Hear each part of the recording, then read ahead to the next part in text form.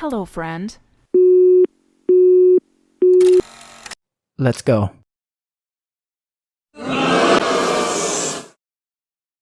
তো জীবনের কিছু কিছু মুহূর্ত হারিয়ে গেলে আমরা আর পাই না। কত বন্ধু জীবনে আসে আর কত বন্ধু চলে যায়, আবার নতুন নতুন বন্ধু হয়। তো নমস্কার বন্ধুরা, আমি সুপর্ণা।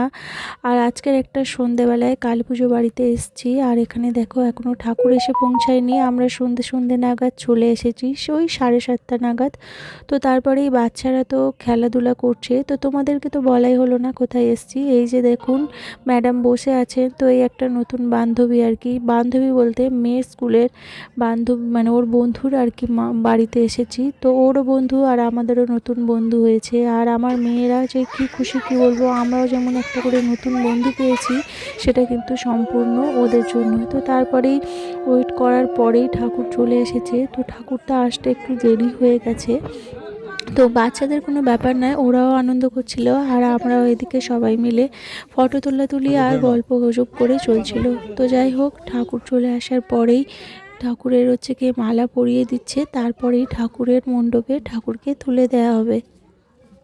হয়নি, টেনে নাও, বামের দিকে টেনে নাও, বামের দিকে টেনে নাও। হ্যাঁ, ব্যাস ছেড়ে দাও। হ্যাঁ, ঠিক আছে। আচ্ছা, ওটা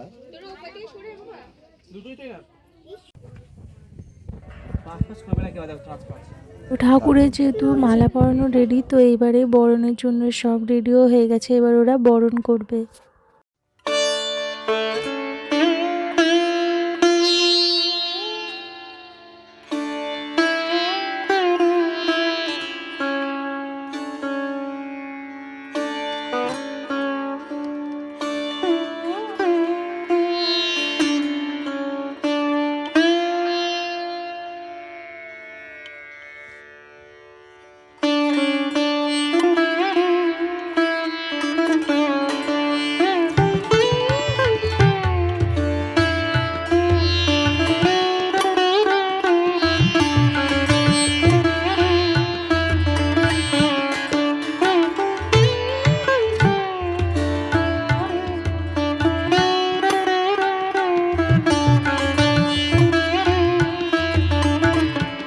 তো ঠাকুর বরণের পরেই ঠাকুরকে মণ্ডপে তুলে দেওয়া হয়েছে। আর এই যে দেখো বাচ্চাটি খেতে বসে গেছে।